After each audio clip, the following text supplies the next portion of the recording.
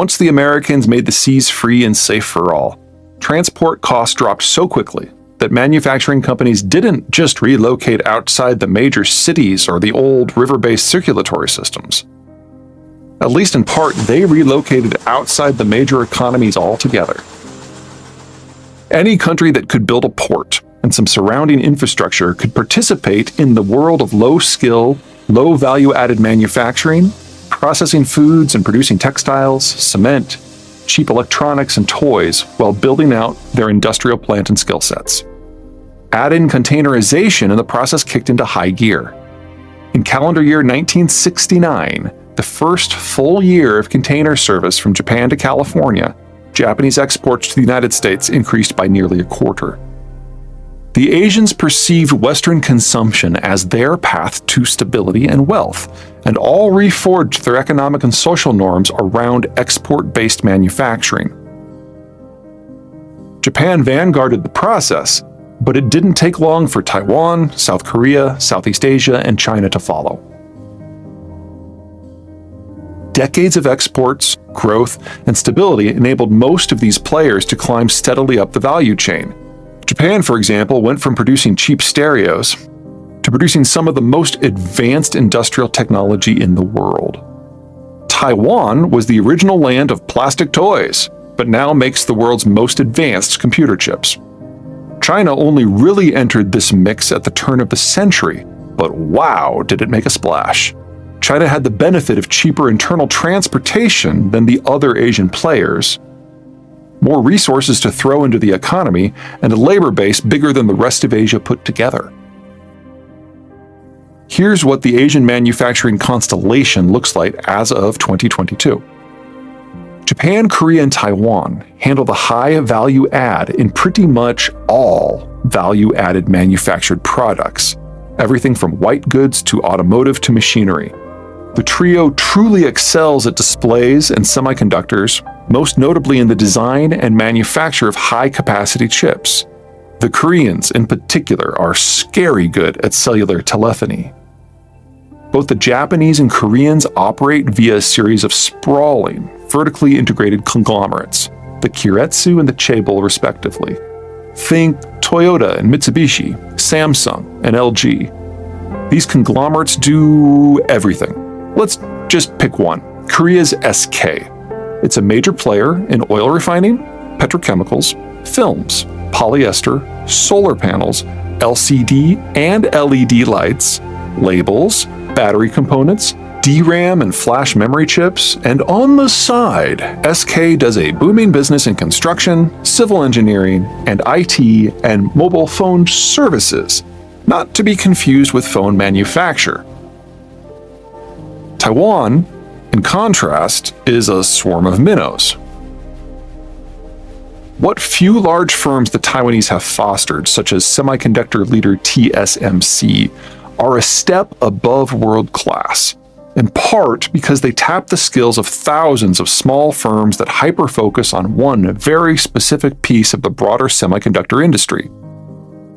In essence, foreign firms or larger Taiwanese firms such as MediaTek subcontract out thousands of micro-improvements to those small firms for each new chip design. And those minnowy piranhas busy themselves with making as solid advances as possible for one tiny bit of the overall process. The larger players then combine the best-in-class outcomes from the whole constellation of Taiwanese R&D to make their best-in-world chips. It does not get higher value added than that. At the bottom of the quality and value scale lies China, which despite years of effort and untold billions of dollars invested, has to this point not only proven unable to crack the high-end market, it cannot even build the machines that build most of the middle market stuff. While low-cost labor in China has enabled the Chinese to dominate product assembly, nearly all high-end components and a fair amount of middle-quality components are imported from elsewhere. The products China makes, as opposed to assembles, tend to be on the lower end. Steel and plastics and anything that can be die-cast or injection molded. By many measures, China is going backward. The country's manufacturing output as a percent of GDP has been falling since 2006. which, judging by corporate profitability figures, was probably China's peak year in terms of production efficiency. China should have become a non-competitive country in manufacturing in the late 2000s because it had exhausted its coastal labor pool.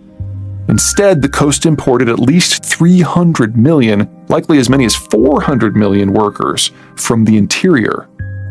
The reason for the squishy data is that most internal migration in China is strictly illegal, far more so than Central American migration to the United States.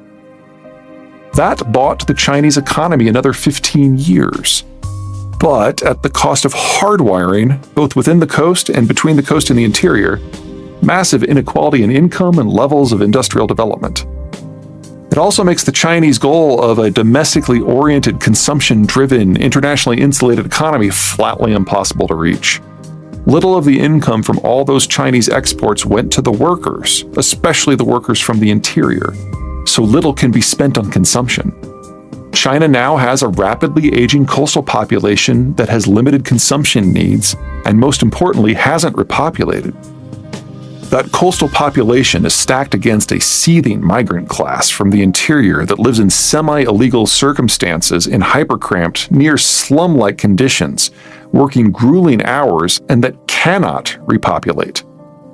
It is all located next to an emptied-out interior whose primary source of economic activity is state investments into an industrial plant that is of questionable economic usefulness, populated by a demographic that is too old to repopulate. This is all in a country where decades of the one-child policy have encouraged selective sex abortions en masse, so there simply are not enough women under 40 to repopulate the country in the first place. The successive waves of hypergrowth, concentrated on the coastal zones where the world can see them, make China's rise seem inevitable. The reality is China has borrowed from its interior regions and its demography in order to achieve what, historically speaking, is a very short-term boost. Never let anyone tell you the Chinese are good at the long game. In 3,500 years of Chinese history, the longest stint one of their empires has gone without massive territorial losses is 70 years. That's right now.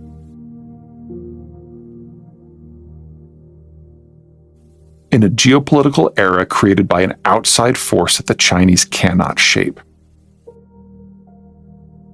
The Chinese workforce has become more skilled, perhaps doubling, or if you interpret the data kindly, tripling in efficiency since 2000. But because of the country's accelerating demographic collapse, labor costs have gone up by a factor of 15.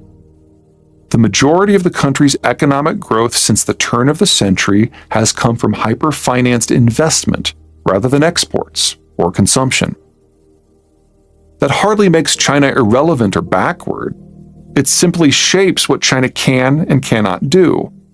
Having 1 billion workers to throw at things and heavily subsidizing everything makes China the king of the low end and the emperor of assembly. If you want an Internet of Things meat thermometer that can tell your smartphone how hot your roast is, a cheap chip from China will do just fine. If you want a zippy smartphone so you can post your doctored videos on TikTok, it's best you go with something from the other side of the Taiwan Strait. Thailand and Malaysia form a middle tier in everything from electronics to automotive to, of course, semiconductors. They do very little assembly and instead focus on the heavy lift stuff, both literally and figuratively. If the Japanese, Koreans, and Taiwanese wire the brains, and the Chinese build the body, the Thais and Malaysians put together the guts, such as wiring, mid-tier processors, and semiconductors for things like cars and cranes and climate control systems. The Philippines provides the work that is too low-end for even China. At the opposite end, Singapore has evolved into an etheric, otherworldly presence that excels at finance, logistics, advanced petrochemicals, software, and manufacturing so precision-oriented it is used in the internal workings of things like clean labs. On the edges are newer players looking to find their own niche. Indonesia, with its 250 million people, is lurching bit by bit into China's space. Vietnam is hoping to leverage its dense population clusters, excellent ports, rapidly evolving educational system, and top-down, no dissent allowed political system to jump over China completely and become the next Thailand. India, with all its endless internal variation, hopes to take a bite out of everything. If anything, the above vastly understates the Asian system's complexity. Think of the wild variety of economies just within the American state of California. San Francisco is a tourism and finance hub and the most economically unequal urban area in the country. Silicon Valley designs and innovates many of the products produced throughout Asia, even in high-tech Japan, but has to import everything: concrete, steel, power, food, water, labor. Los Angeles' urban sprawl disguises a wealth of small-scale industrial production sites.